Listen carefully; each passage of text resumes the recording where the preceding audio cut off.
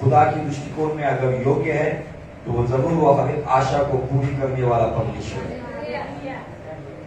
आज सभी बातों में शायद आपको पता नहीं, मुझे एक विरोध करने वाला फोर्स महसूस हो रहा है।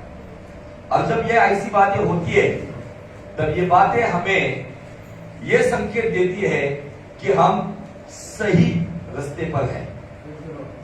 आप लोगों को एक्सपीरियंस है कि नहीं पता नहीं, लेकिन मैं सुबह से वो एक्सपीरियंस कर रहा हूं कि एक ऐसी रूहानी ताकत जो कहीं ना कहीं शारीरिक स्वरूप में, मानसिक स्वरूप में, आध्यात्मिक स्वरूप में कहीं ना कहीं रुकावट पैदा करने की कोशिश कर रही है।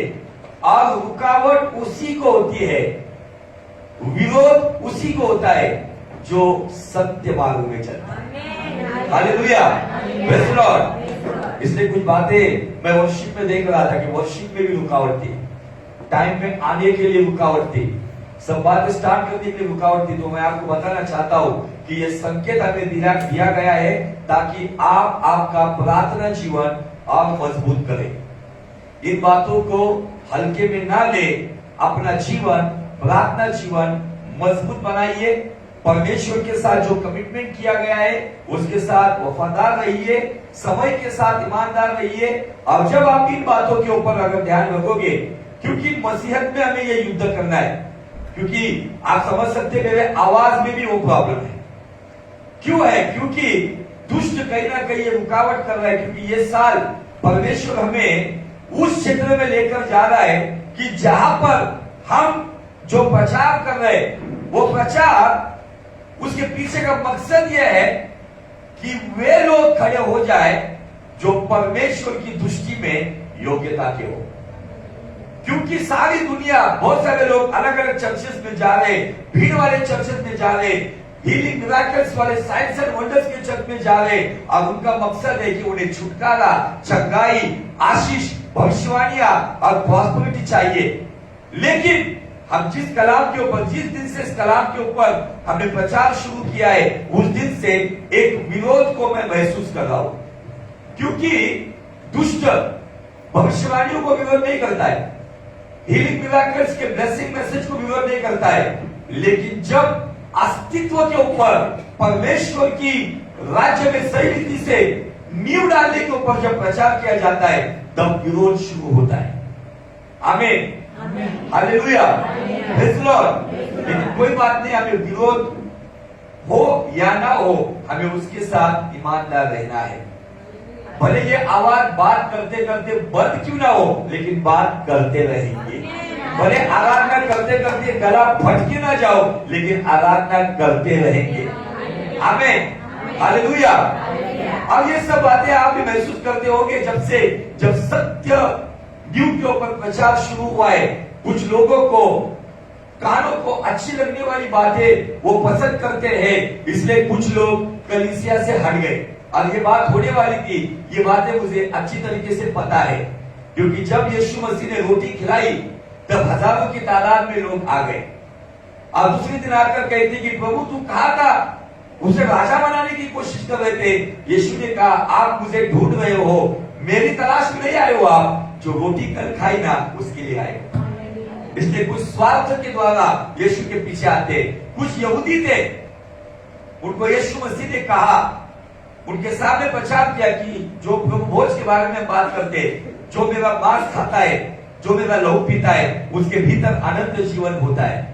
लेकिन ये सुनने के बाद यहूदियों को तकलीफ हुई। ये सुनने के बाद उन्हें बर्दाश्त नहीं हुआ और उन्होंने कहा कि ये अपना मांस और लहू खिलाने की बात कर रहे, लेकिन जो आत्मिक अर्थ उसके पीछे था वो समझ नहीं पाया, क्योंकि वे केवल धर्म के कर्म करने वाले लोग थे। इसलिए आज बहुत सारे धर्म, इवन ईसाई धर्म भी कर्म में पड़ा हुआ है। इसलिए अभी जो सीजन चल रहा है, ये कर्म करने का सीजन, उसमें बहुत सारे लोग इसमें पड़े हुए, लेकिन प्रभु हमें कर्म में बांधता नहीं है, तो हमें प्रभु आज्ञा पालन में बांधता है। Hallelujah, praise the Lord. उसके बाद कुछ चेले थे जिनको यीशु मसीह ने स्पेशल अनॉइंट करते हुए उनको सेवकाई के लिए भेजा था। अब जब उन्होंने देखा कि ये वचन ग्रहण करने के लिए बहुत कठिन है, तो बाइबल कहती है कि वे लोग जिन्होंने अनॉइंटेड पाने के बाद भी वो चले गए। तब यीशु मसीह उन 12 चेलों के पास मुड़ता है। यूहन्ना के 6 अध्याय को अगर 63 से आगे पढ़ेंगे तो ये वाकया हमें दिखता है। यीशु मसीह उनको कहता है चेलों को, अगर आप भी जाना चाहते हो तो यू कैन गो।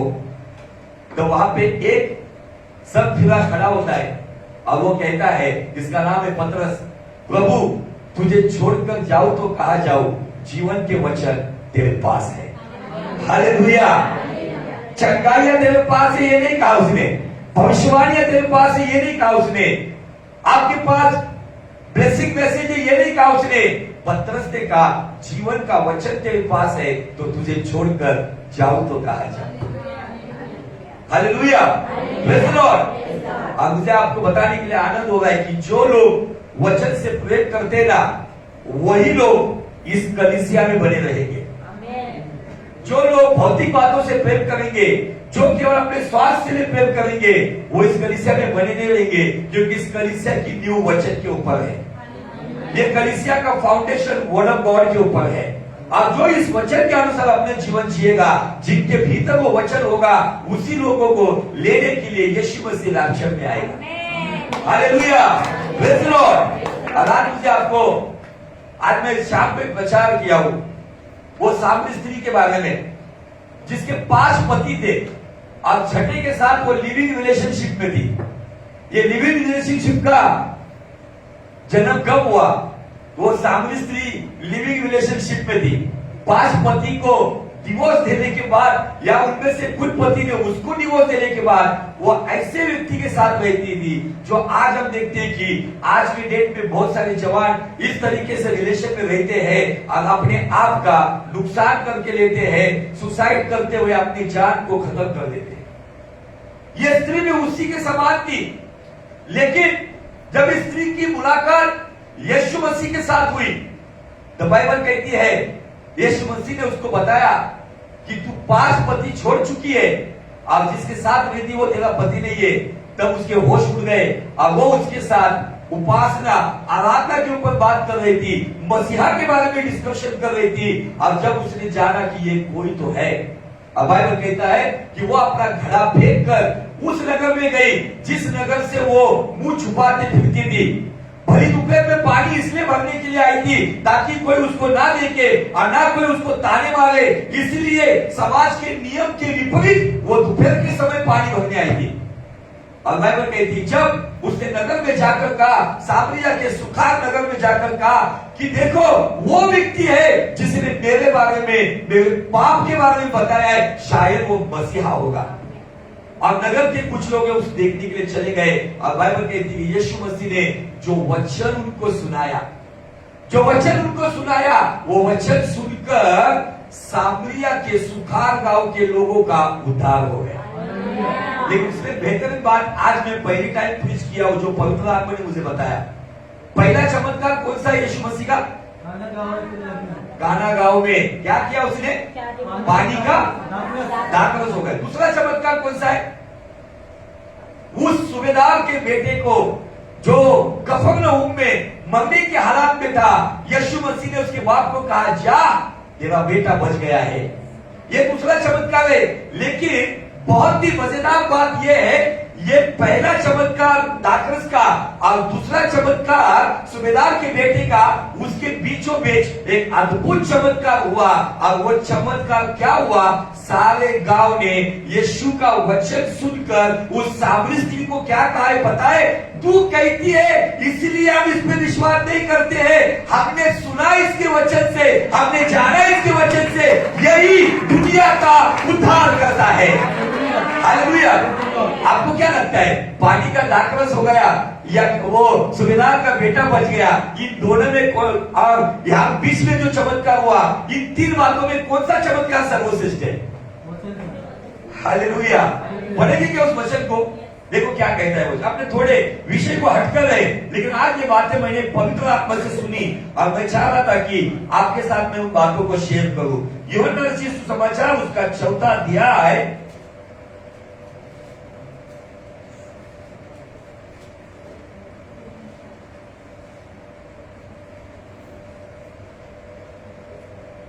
दोनों किसको मिल रहा है वो? ओके 46 में नहीं, बीजे सांगतो ने समझत नाही आजकाल. जो बात उन्होंने कही, तू कहती है, इस पर हम विश्वास करते हुए नहीं बोलते हैं, हमने सुना है. किती वाचा. और उस स्त्री से कहा, अब हम तेरे कहने ही से विश्वास नहीं करते. हम तेरे कहने से, वो स्त्री जो बासमती त्याग चुकी है, अब एक लिविंग रिलेशनशिप में किसी के साथ ऐसी ही रहती है, उसको कहते अब तेरे कहने से विश्वास नहीं करते. ऐसा नहीं, क्योंकि हमने आप ही सुन लिया और जानते हैं कि यही सचमुच में जगत का उद्धार करता है. मेरा सवाल यह है, क्या यीशु मसीह ने वहां पे किसी लंगड़े को चलाया? मैंने कल फर्स्ट टाइम बताया था कि जो लोग पीछे बैठते वो आगे बैठते जाओ. वचन के टाइम डिस्टर्ब नहीं चाहिए. कुर्सी आप पीछे की छोड़कर बैठो ताकि आने वाले लोग आगे बैठ सकेंगे, क्योंकि एक व्यक्ति को कुर्सी लगाने के लिए बाकी वचन डिस्टर्ब हो जाता है, पवित्र आत्मा की लिंक टूट जाती है. और पहले से ही वो विरोध मैं स्पिरिचुअली महसूस कर रहा हूं, तो प्लीज मुझ पर थोड़ी सी दया करो और पिछली कुर्सियां 2-4 कुर्सियां लगा के रख दो, ताकि जो आएगा वो डायरेक्ट बैठेगा. ताकि कोई आने के बाद आप कुर्सियां लगाएंगे, आपको कुर्सी लगाते वो बाकी लोग देखेंगे, उसमें नुकसान मेरा भी है और आपका भी है. इसलिए 4-5 कुर्सियां लगा के रख दो, पता नहीं कोई आएगा बैठेगा, वो आने के बाद कुर्सी लगाने की कोई मिनिस्ट्री करो मत.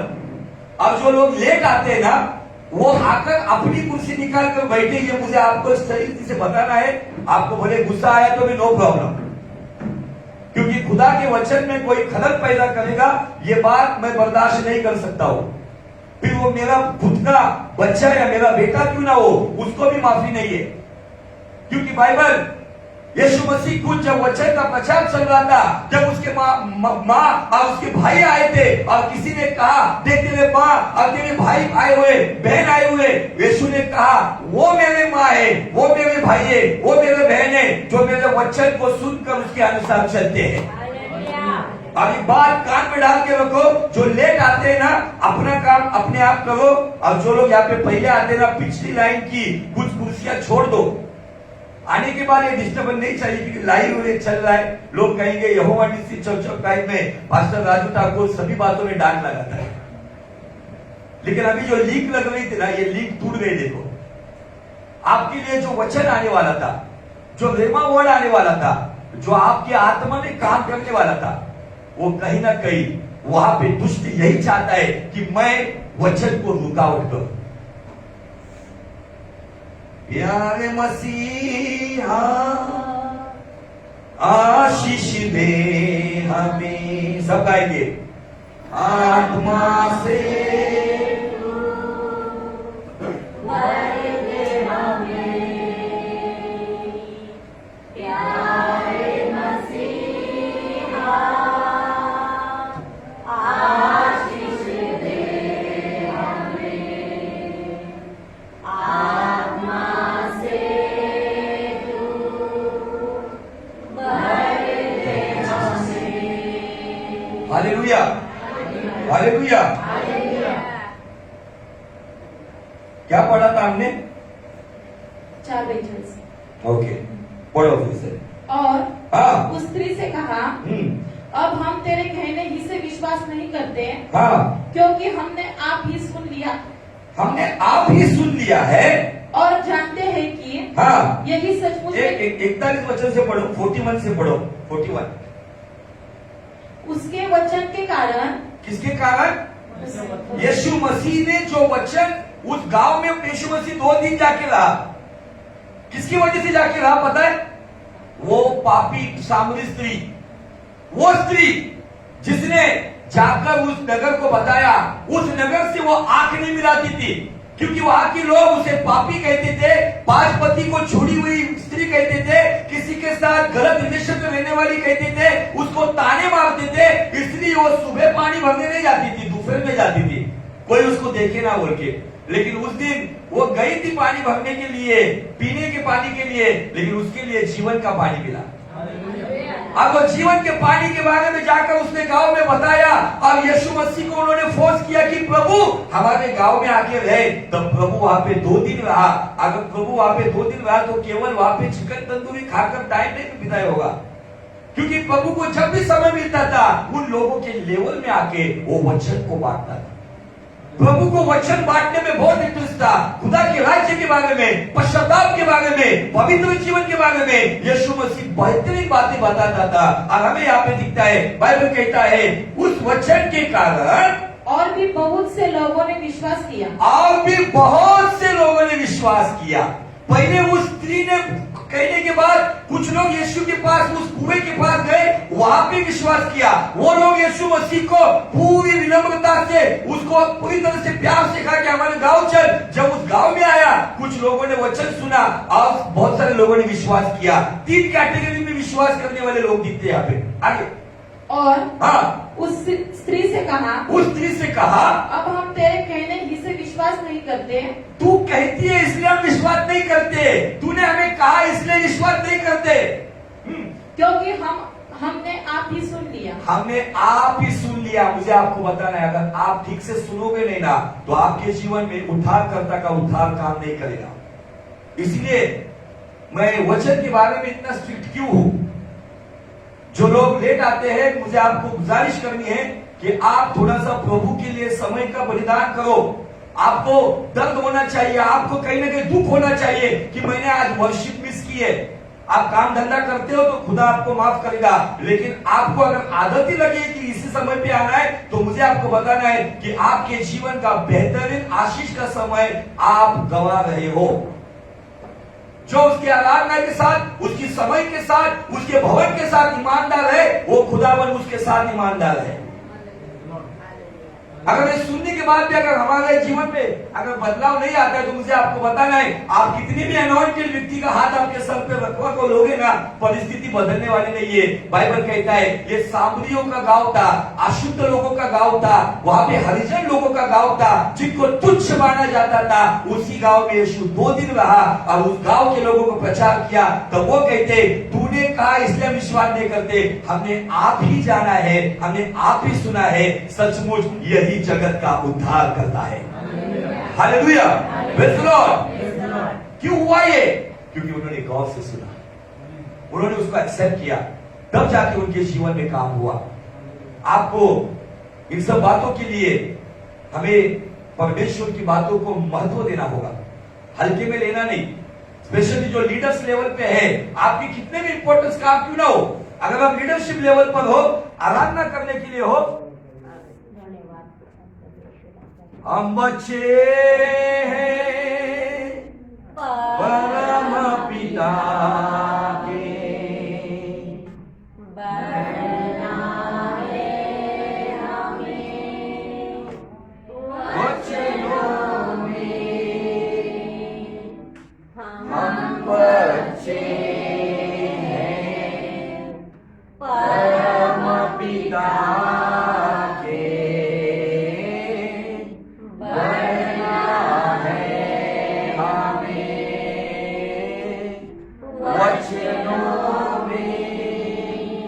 पता है। क्योंकि जब जीवन बदलने वाली बातें होती है ना, वहां पे दुष्ट इस तरीके से विरोध करने की कोशिश करता है। लेकिन हमें डरने की कोई बात नहीं, यहाँ पे जनरेटर बैकअप है, थोड़ी देर में लाइट आ जाएगी। लेकिन लाइट आए या ना आए, लेकिन आपकी लाइट जलनी चाहिए खुदा के वचन के लिए। अगर लाइट आने के बाद अगर आप डिस्टर्ब होते हो, तो उस सुखार गांव में लाइट नहीं थी, जहां पे यीशु मसीह उनको 2 दिन से सुना रहा था, और वो सुनने के बाद वो कहते हैं, स्त्री ने कहा इसलिए विश्वास नहीं करते, हमने आप ही जाना है कि यही सचमुच जगत का उद्धार करता है। Hallelujah, praise the Lord. इसीलिए वचन 16-20 कहता है कि जो मेरे वचन की ओर अपना ध्यान लगाएगा वही कल्याण पाएगा। क्या यीशु मसीह ने सुखार नाम के उस गांव में क्या कोई चमत्कार किया? क्या किसी लंगड़े को चलाया? बाइबल सबूत देती है कि पहला चमत्कार काना गांव में पानी का दाखरस हुआ। दूसरा चमत्कार कफरनहूम में सूबेदार का बेटा चंगा हुआ। ये दो चमत्कारों के बीच में एक अद्भुत चमत्कार हुआ। वहां पे किसी ने नहीं, ये पहले सामरी लोग थे जिन्हें दुनिया तुच्छ जानती थी, यही सामरी लोगों ने कहा सचमुच यीशु मसीह जगत का उद्धार करता है। हालेलुया। मुझे ऐसा लगता है इस पानी के दाखरस के और इस अमलदार के बेटे की चंगाई से कुछ भी कोई इंप्रेस नहीं हुआ होगा, लेकिन पूरा का पूरा गांव एक पापी स्त्री के वजह से यीशु के राज्य में आया। बहुत सालों से प्रचार कर रहे, लेकिन ये बातें आज मैं अच्छी तरीके से समझ सका हूं। ऐसा लगता था स्टडी के हिसाब से पहला चमत्कार पानी के दाखरस का, दूसरा चमत्कार वो अमलदार के सूबेदार के बेटे का, लेकिन ये बातें कितने सालों से मिस थी जो पवित्र आत्मा ने उस पर रोशनी डाली। इन दो चमत्कार इस चमत्कार के सामने फीके। पानी के दाखरस ने बारातियों को खुश किया, अमलदार के बेटे की चंगाई परिवार को खुश किया, लेकिन सुखार गांव में जो काम हुआ उससे स्वर्ग खुश हुआ। Hallelujah, praise Lord. क्योंकि बाइबल कहता है एक पापी के मन फिराने से स्वर्ग में बड़ा आनंद होता है। और खुदावन उस दिन इतना आनंदित हुआ, जिन सामरियों को यहूदी लोग तुच्छ जानते थे, बैकवर्ड समझते थे, उन्हीं के बीच में यीशु मसीह जाकर बैठा। 2 दिन उनके साथ रहा, उनके साथ रोटी खाई, उनके साथ गपशप की, उनको वचन सुनाया और उनको कोई चमत्कार नहीं दिया, उनको केवल वचन दिया। और इस वचन के द्वारा ये पूरे गांव का उद्धार हुआ। हालेलुया। इसलिए मुझे आपको बहुत ही दिल की गहराई से और बहुत ही विनम्रता से बताना है, खुदा के वचन को लाइट में मत लो।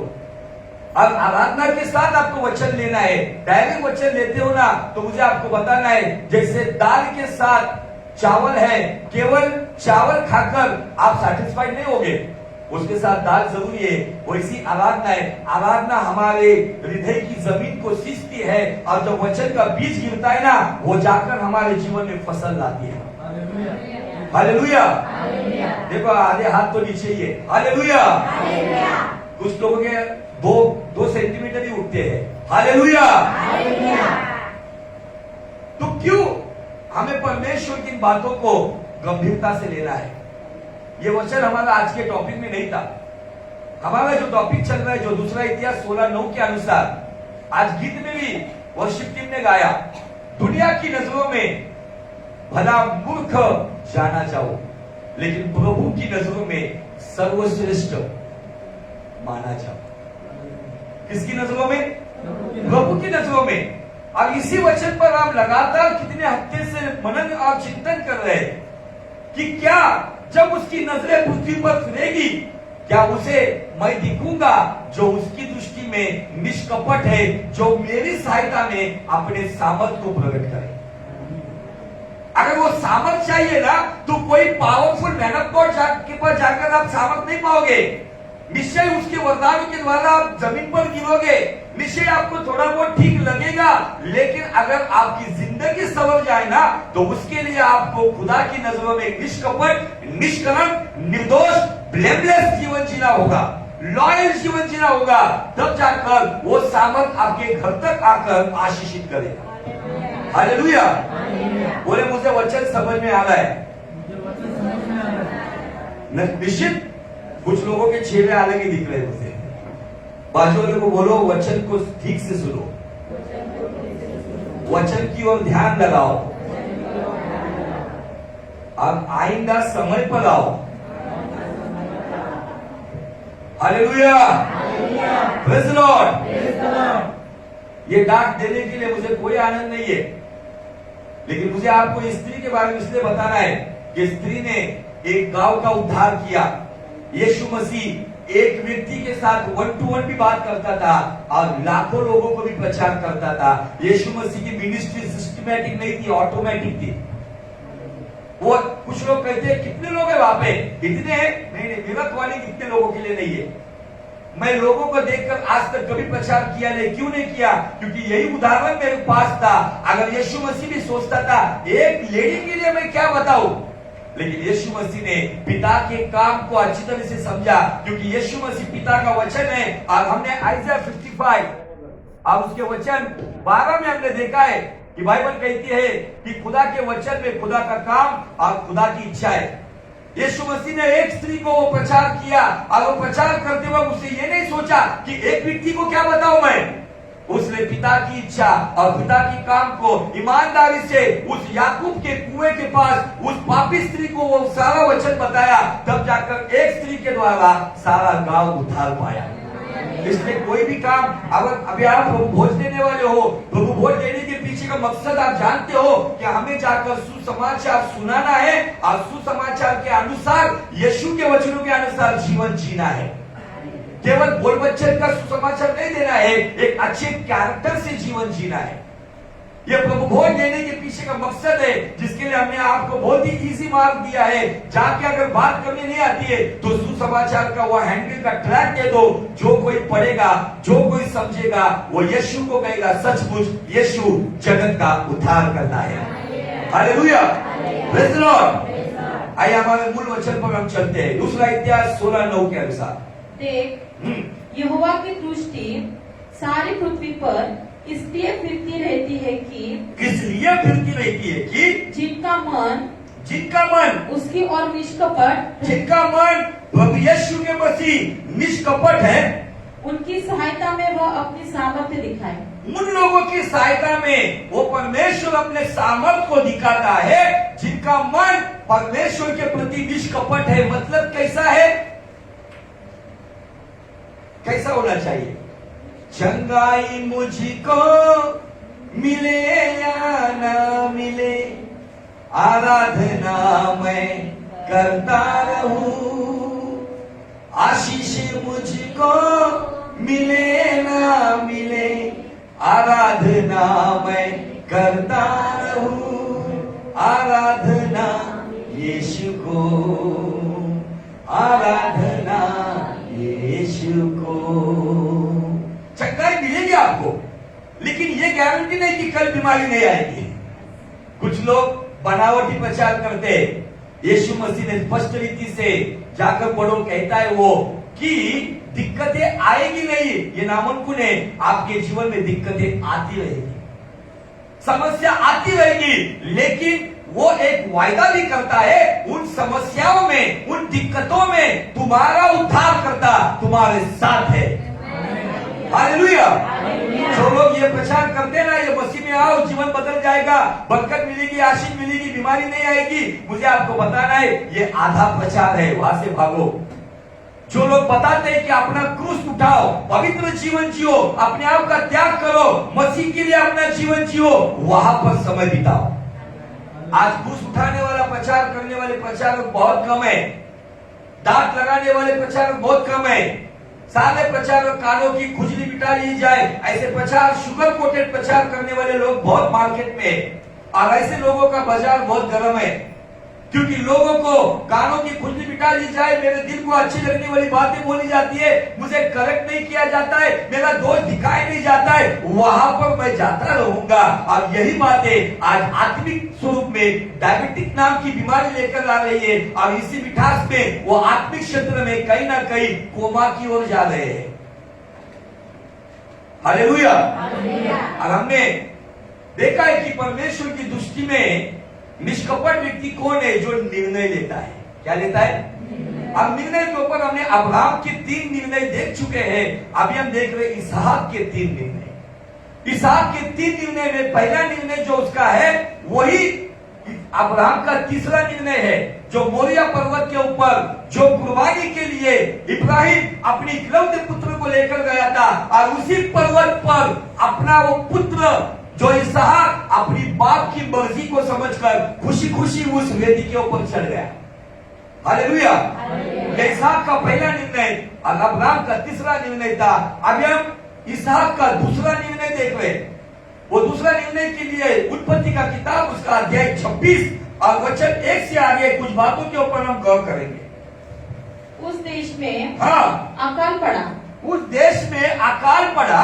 यह उस पहले अकाल से अलग था। ये अकाल, उस अकाल से मतलब इब्राहिम के जमाने में जो अकाल मिला था उससे बड़ा अकाल था, जो अब्राहम के दिनों में पड़ा था। जो अब्राहम के दिनों में अकाल पड़ा था, उस वक्त अब्राहम मिस्र में गया था।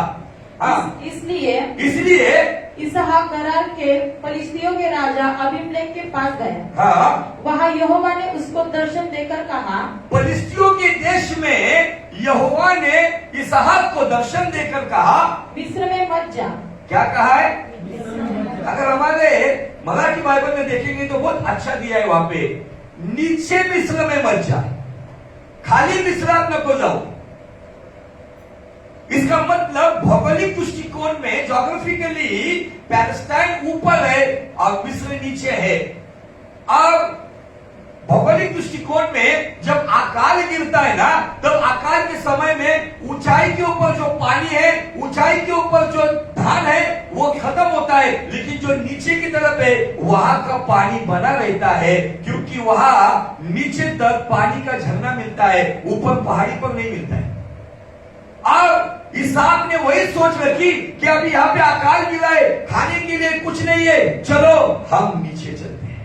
अब जैसे उसने सोच रखी मिस्र में जाने के लिए, बाइबल कहता है यहोवा उसे दर्शन देकर कहता है, इसहाक मिस्र में मत जा। मिस्र का मतलब क्या है? मिस्र का मतलब है संसार। आज जिस हालात में आप हो, शायद आपके जीवन में फाइनेंशियल अकाल है, कर्जे में हो आप, शायद आपकी फैमिली में कुछ प्रॉब्लम है, आपके शरीर में चंगाई का अकाल है, आपके परिवार में शांति आनंद का अकाल है, आपकी रोजी रोटी में बरकत का अकाल है, लेकिन दुनिया की तरीके से, संसार के तरीके से मिस्र में मत जाओ। जहां पर हो वहां पर बने रहो, मैं उस परिस्थिति को बदल दूंगा। इसहाक को जब परमेश्वर ने अपना निर्णय दिया, तब इसहाक ने अपनी अकल नहीं लड़ाई। प्रभु तू कैसा कहता है? यहाँ पे तो पानी खत्म हो गया, मुझे एक नहीं दो बच्चे हैं, उसमें से एसाव को तो घड़ी घड़ी खाने को लगता है, दो बच्चे, मेरी बीवी है, मैं कैसे इस देश में रहूं? इसहाक ने वहां पे उसको उल्टा सवाल नहीं किया। इसहाक ने खुदा की मर्जी को समझा, क्योंकि खुदा ने क्या कहा, तू नीचे मिस्र में मत जा। आगे, जो देश हाँ, मैं तुझे बताऊं, जो देश मैं तुझे बताऊं उसी में रह, उसी में रह। तुम इसी देश में रह। तू इसी देश में, अबीमेलेक के पैलेस्टाइन देश में परदेशी बनकर रहे, और मैं तेरे संग रहूंगा। अगर तू मिस्र में नहीं जाएगा, दुनिया जा रही थी मिस्र में उस वक्त। आपको मैं बताता हूं कि जब अकाल गिर रहा था, एक फिल्म में हम जब एक दृश्य को देखते, सारी दुनिया अपनी बोरी उठाकर सारे परिवार नीचे मिस्र की ओर जा रहे थे, क्योंकि उनको खाने का था, पीने का था, और उस वक्त ये भी निकलने के राह पे था। और जब निकल रहा था तब परमेश्वर कहता है दुनिया जा रही है, इसलिए बाइबल कहती है रोमियो 12:2 के अनुसार, इस संसार के नाई मत बनो। ये संसार की जो लालसा है, जो आंखों की लालसा, जो संसार की बातें, ये बातें तुम्हें कभी तबाह कर सकेगी। परमेश्वर कहता है इसका प्रैक्टिकली मीनिंग ये है कि नीचे मिस्र में मत जा। मतलब आज आपकी जो भी हालात है, शायद इस साल में भी आपको जवाब नहीं मिला होगा, शायद आपकी परिस्थितियां नहीं बदली होगी, शायद अभी भी आपके ऊपर कर्जे होंगे, शायद अभी भी कुछ लोगों का कुछ देना है, शायद अभी भी इस साल में आपके जीवन में बीमारी है, भले आपके जीवन में नाना प्रकार की समस्या है, तो भी परमेश्वर कहता है मसीह में बने रहो, नीचे मिस्र में मत जाओ। दुनिया की तौर तरीके से अपने आशीष प्राप्त मत करो, हेरा फेरी करके, झूठा काम करके, काला बाजार करके, ये सब बातों से आपके पास घर नहीं आना चाहिए। मसीह में बने रहो, नीचे मिस्र में मत जाओ, संसार में मत जाओ। बाइबल का परमेश्वर यहाँ पे हमें स्पष्ट रीति से हिदायत देता है। बाइबल का परमेश्वर हमें स्पष्ट रीति से यहाँ पे चेतावनी देता है। इसहाक को नहीं, आज हमें बताना है कि आपके जीवन में कोई अकाल है क्या? आपके परिवार में कोई अकाल है? आपकी नौकरी बिजनेस में कोई अकाल है? आपके व्यक्तिगत जीवन में कोई अकाल है? इन अकालों में मिस्र में मत जाओ, संसार में मत जाओ, संसार के दोस्ती में मत जाओ, संसार के रिश्ते नाते में मत जाओ, तो आपको मसीह के रिश्ते नातों में रहना होगा। इसहाक ने सुनने के बाद उसे खुदा के खिलाफ उल्टा जवाब नहीं दिया। शायद थोड़ी तकलीफ होगी, लेट मिलेगा, लेकिन यीशु नासरी के नाम में बताना चाहता हूं बेस्ट मिलेगा। Hallelujah, praise the Lord. जो धीरज से बाट जोता है, यहोवा उसके करीब होता है। आपको धीरज से बात चुनी होगी। आप आपके तरीके से, आपके बल से, आपके बड़े बड़े कॉन्टेक्ट से, आपके तरीके से, आपके तजुर्बे से काम नहीं होने वाला। जकरिया 4:6 कहता है, ना तो बल से, ना तो सामर्थ से, तेरे आत्मा से सब कुछ होगा। अगर उसकी आत्मा से कुछ होगा तो उसके वचन को हमें अहमियत देनी होगी, उसके वचन को लेकर चलना होगा, तब जाके उसकी आत्मा वचन पर काम करेगी। हालेलुया, प्रेज़ द लॉर्ड, बोलो यीशु मसीह की। आगे, और तुझे आशीष दूंगा, और तुझे आशीष दूंगा, इसी देश में आशीष दूंगा। आगे, और ये सब देश में तुझको और तेरे वंश को दूंगा। ये सारा देश में तुझे और तेरे वंश को दूंगा। और जो शपथ मैंने तेरे पिता अब्राहम से खाई थी, जो वाचा मैंने तेरे पिता अब्राहम के साथ खाई थी, उसे मैं पूरी करूंगा। जो टोकन मैंने इब्राहिम को दिया था, उसका फाइनल पेमेंट मैं तुझे दूंगा। हालेलुया। आगे, मैं तेरे वंश को आकाश के तारागण के समान करूंगा। तेरे वंश को आकाश के तारागण के समान करूंगा। और मैं तेरे वंश को ये सब देश दूंगा। तेरे वंश को ये सारा देश दूंगा। और पृथ्वी की सारी जातियां तेरे वंश के कारण अपने को धन्य मानेंगी। हालेलुया। पृथ्वी की सारी जातियां तेरे वंश के कारण अपने आप को धन्य मानेंगी। आज का हिसाब होता तो कहता था, प्रभु पहले पानी दे, रोटी दे, उसके बाद देखेंगे आकाश के तारागण की बातें। इसहाक को यह बात सुनने के बाद इसहाक ने समझ लिया। क्यों समझ लिया पता है? इसमें एक बात का जिक्र यहोवा ने किया, और वो कौन सी बात का जिक्र करता है? जो वाचा मैंने तेरे बाप इब्राहिम से किए ना, वो वाचा मैं तुझसे पूरी करूंगा। हालेलुया। ये पावरफुल स्टेटमेंट खुदा का था। उस पावरफुल स्टेटमेंट के ऊपर इसहाक अकाल में रहने के लिए तैयार हो गया। अभी समय आपका है। जो आशीष खुदावन ने इसहाक को दी है, वही आशीष आज आपको आपकी परिस्थितियों में खुदावन देगा। कितने लोग हैं जो मिस्र में नहीं जाएंगे, इन हालात में भी यीशु मसीह के दृष्टिकोण में योग्यता के बनकर अपना जीवन जिए। हालेलुया। जो वायदे खुदावन ने उनको दिए हैं, जो वाचा परमेश्वर ने बांधी है, वो वाचा केवल इसहाक के लिए नहीं है, क्योंकि बाइबल कहती है गलातिया 3:14 में यीशु मसीह के द्वारा हमें अब्राहम की आशीष मिलती है। हालेलुया। अगर वो आशीष हमें चाहिए तो हमें अब्राहम का पुत्र जिस तरीके से आकार में उन परिस्थिति में दुनिया जा रही होगी, शायद कोई दोस्त होगा उसका, अरे इसहाक क्या खड़ा है यहाँ पे, चल बाल बच्चे तेरे पास, तेरी बीवी है, मरोगे आप यहाँ पर, चलो हम मिस्र में जा रहे। लेकिन इसहाक ने कहा होगा, यहोवा ने कहा है नीचे मिस्र में मत जा, मैं उसकी सुनूंगा। दुनिया के लोग आपके पास आएंगे, चर्चा की क्या हुआ है आपका, चर्च में आके क्या जीवन बदला है आपका, अभी भी हालत वही है। उनको कहो हालात सुधरे या ना सुधरे, लेकिन मैं मसीह का दामन कभी नहीं छोड़ूंगा। हालेलुया। लेकिन ये खुदावन इतना भी हमारे खिलाफ नहीं है। ये खुदावन हमारी परिस्थितियों को जरूर बदलता है अपने समय के अनुसार और उसकी योजना के अनुसार। हालेलुया। Praise the Lord. बहुत सारे लोग आज चर्च से चले गए हैं। क्यों चले गए हैं? फिर से दुनिया की राह पे चले गए। बहुत सारे मिस्र में फिर से चले गए हैं। शायद मिस्र में उनको थोड़ा पीने को मिल रहा होगा, खाने को मिल रहा होगा, लेकिन एक बात बताना चाहता हूँ, जो मिस्र में फिर से बैकस्लाइड होकर दुनियादारी में चले गए हैं, संसार में चले गए हैं, उन्होंने अनंत जीवन को खो दिया है। जाओ उनको ढूंढो और बताओ कि मिस्र में नहीं जाना है, आपको फिर से लौट कर आना है। पश्चाताप करो, अपने मन को फिराओ, परमेश्वर फिर से तुम्हें आशीषित करेगा।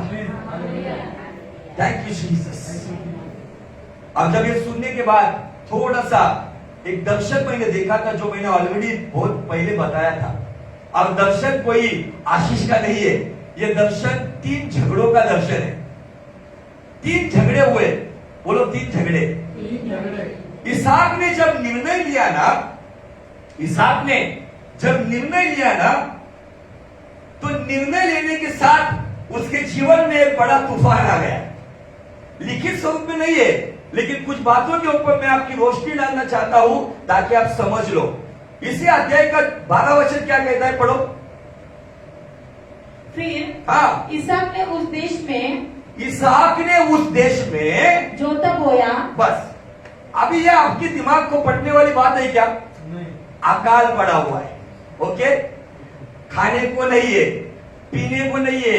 लोग सामने से मिस्र में जा रहे, अब इसहाक वहां पे लोगों के दृष्टिकोण में मूर्खता का काम कर रहा है। जो लोगों के दृष्टिकोण में वो वहां पे खाने को नहीं है, वो बोने का काम कर रहा है। पानी पीने को नहीं है, बारिश का तो पता ही नहीं है, लेकिन वो वहां पे बो रहा है।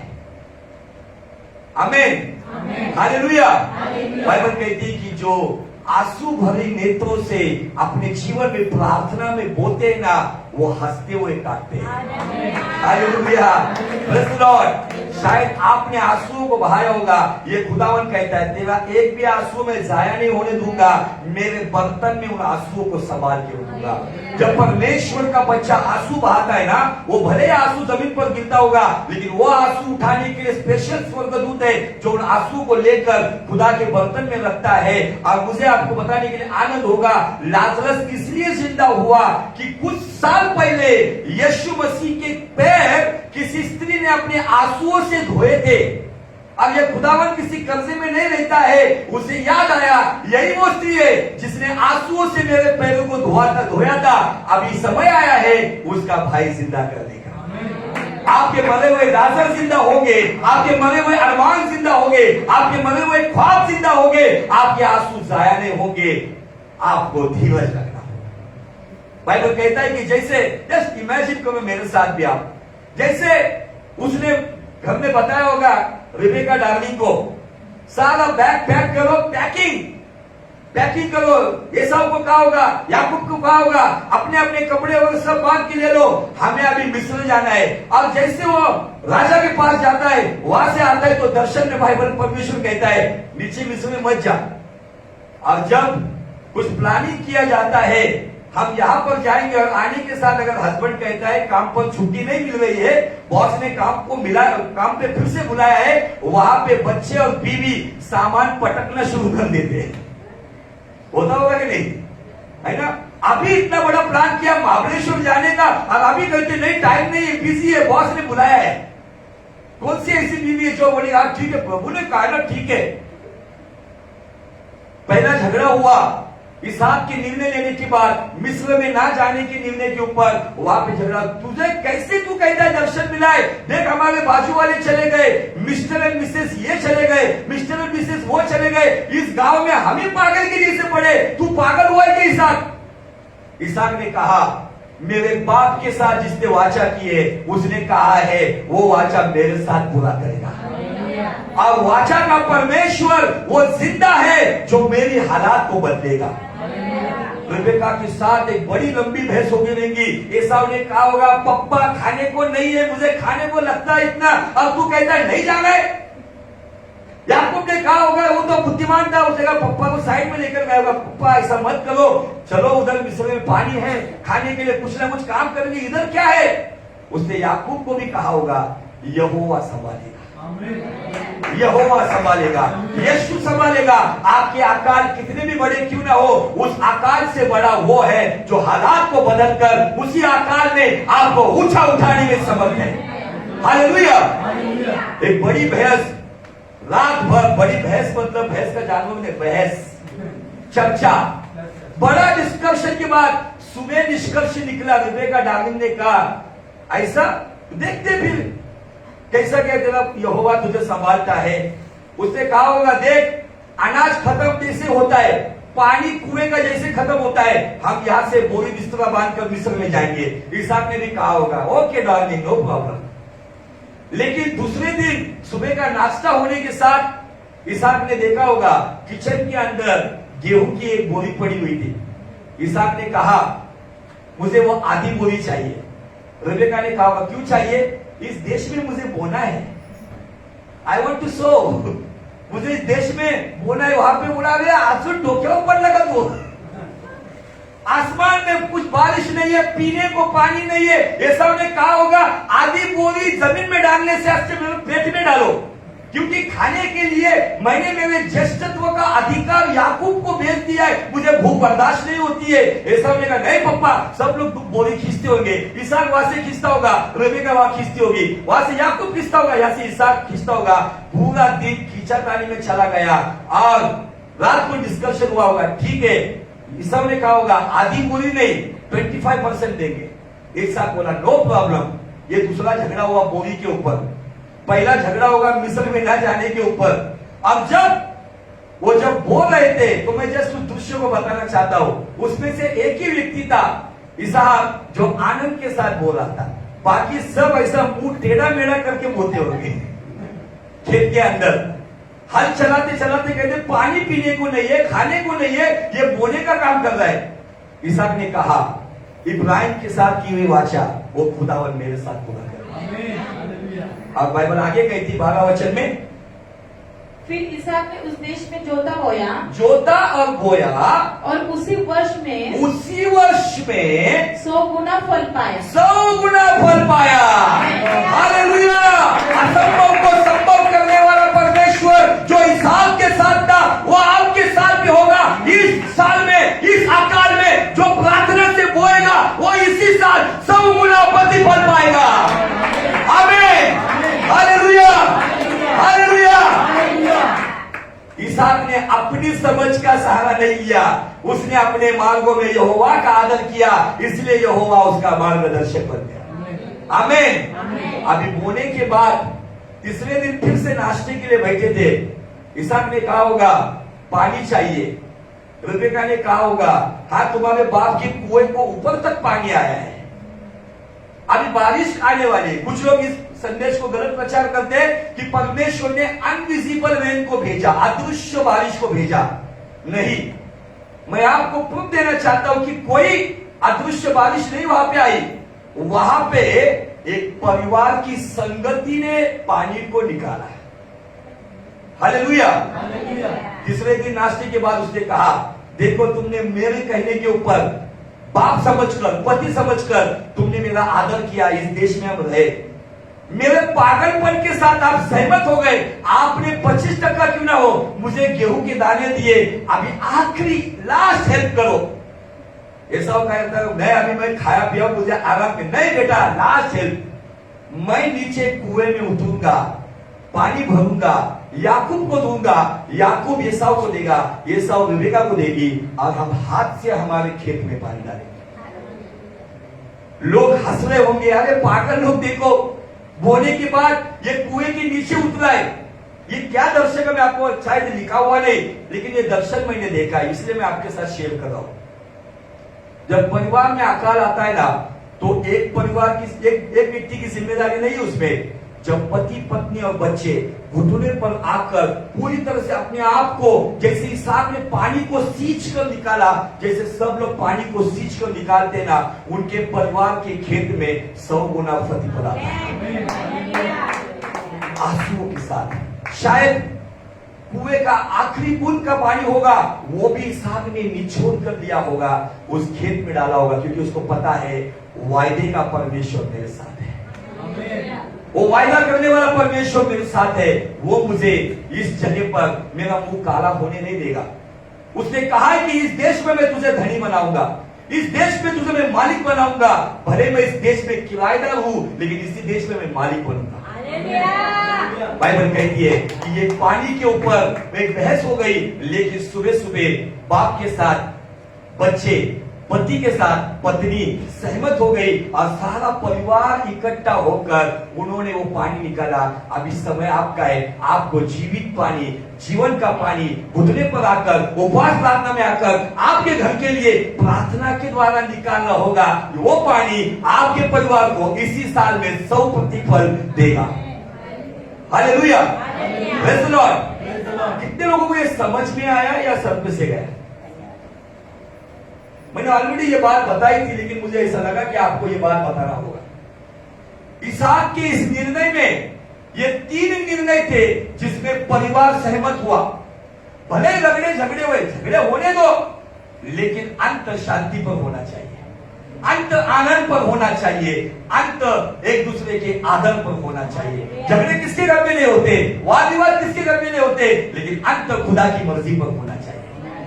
आमीन। भले बाप के उस मूर्खता को उन्होंने मूर्ख समझा होगा, लेकिन जब बाइबल कहता है कि उसी साल इसहाक को 100 गुना फसल आई ना, तब एसाव का सिर झुका होगा, उसने कहा होगा पप्पा आई एम सॉरी, रेबेका ने कहा होगा, darling I am extremely sorry. अगर परमेश्वर घर के मुख्य प्रमुख, घर का जो पति, जो मेन व्यक्ति है, अगर जो परमेश्वर की दृष्टि में योग्य डिसीजन लेता है ना, और उसके साथ परिवार जब सहमत होता है ना, उस परिवार में हर साल 100% प्रतिफल मिलता है। इसलिए अपने बाप का आदर करो, अपने पति का आदर करो, अपने रिश्ते नाते का आदर करो। यही आदर आपके जीवन में 100% प्रतिफल लेकर आएगा। पानी कैसा निकाला होगा, जस्ट सोचो। पानी था, कुएं में पानी था, लेकिन नीचे तक था। मैं सोच रहा था कुछ समय के लिए इसहाक नीचे था, कुछ समय के लिए रेबेका नीचे गई होगी, वो पानी निकाल कर देती होगी। कुछ समय के लिए एसाव गया होगा, कुछ समय के लिए याकूब गया होगा। ये साइकिल रोटेट हो गई थी और सबने मिलकर साथ ही हाथ बढ़ाना, वो गाना उधर गाया होगा। सब लोगों ने एक साथ आकर, और बाइबल कहती है कि जब सब एक साथ आकर जब अपना जीवन जीते, तब मसीह का नियम पूरा करते हैं। हालेलुया। उन्होंने इस तरीके से एक दूसरे को समझ लिया, पानी निकाला और वही पानी का इस्तेमाल किया। अब आप कहेंगे पानी का बारिश तो नहीं आया, फिर आप कैसे कहेंगे? आगे पढ़ो, बाइबल क्या कहता है। और यहोवा ने उसको आशीष दी। यहोवा ने अपने वायदे के अनुसार 100 गुना प्रतिफल देकर उसे आशीष दी, जो वायदा उसने 26 अध्याय की शुरुआत में किया था। और वह बड़ा और हाँ, उसकी उन्नति होती चली गई। उन्नति होती चली गई। उस देश के जो लोग थे चले गए थे, कुछ लोग वहां पर थे, वो कर्जे में डूब गए थे, लेकिन इसहाक उस देश में किराएदार था, लेकिन उसकी उन्नति होती गई। यहाँ तक कि वह अति महान पुरुष हो गया। वो यहाँ तक कि उस देश में शायद लोग बोलते रहेंगे, अरे ये यहाँ पर किराएदार है, ये ऐसा ही आया वो परदेसी है, लेकिन उसी देश में वो अति महान हुआ। क्यों? निर्णय। मैंने कहा कि खुदावन हमारे निर्णयों की कदर करता है। अगर इसहाक फिसल जाता था तो उसे वो प्रतिफल नहीं मिलता था। उसने निर्णय लिया, मैं संसारिक नहीं बनूंगा, मैं संसार में नहीं जाऊंगा, मेरा परमेश्वर जहां कहता है मैं वहां पर बना रहूंगा। संसार के लोग आएंगे आपको भरमाने के लिए, लेकिन आप भरमा लिए ना जाए। इसहाक का ये निर्णय को खुदावन ने आदर किया। उसके परिवार में शायद कुछ रगड़े झगड़े हुए होंगे, लेकिन आखिर में बाप के साथ और पति के साथ ये सहमत हो गए, इसीलिए अति महान व्यक्ति बन गया। अगर आपके घर का मूल पुरुष, अगर इस संसार में, दुनिया में, आपके मोहल्ले में अगर एक स्पेशल पर्सनैलिटी बने, तो पत्नी का काम है पति का आदर करना, बच्चों का काम है बाप का आदर करना। आगे, जब उसके भेड़ बकरी, गाय बैल और बहुत से दास दासियां हुई, तब पलिश्ती उसे डांव करने लगे। पलिश्ती उससे जलने लग गए। क्यों जलने लग गए? अरे ये किराएदार था, इसके खाने के वादे थे, इसको हम टीस कर रहे थे, इसको हम चिढ़ा रहे थे। ए देखो ये पागल हुआ, देखो ये अकाल में बोल रहा है, देखो ये पागल के इसे पानी डाल छिड़क रहे।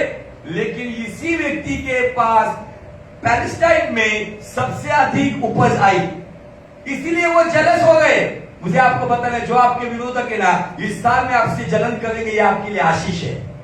आमीन। क्योंकि वो जो सोच रहे वो नहीं, जो आप सोच रहे वो नहीं, तो आपकी कल्पनाओं से अधिक खुदावन आपको फसल देगा। आगे, इसलिए जितने कुओं की उसके पिता अब्राहम के दासों ने अब्राहम के जीते जी खोला था, उनको पलिश्तियों ने मिट्टी से भर दिया। इधर से आया पानी था। अब एक दो कुएं नहीं थे, वहां पे बहुत सारे कुएं थे। ऐसा ही लिखा है ना, कुआं का कुओं में मतलब अनेक वचन, बहुत सारे थे। शायद एक कुआं सूख गया होगा तो दूसरे कुएं में उतरे होंगे, दूसरा सूखा होगा, तीसरे में लोग हंसते रहेंगे, पीने को नहीं है, ये खेत में डाल रहे, है ना। ऐसा वैसा डालते डालते भी पीता होगा, पी ले बाबा, क्या मिलेगा पता नहीं। पानी।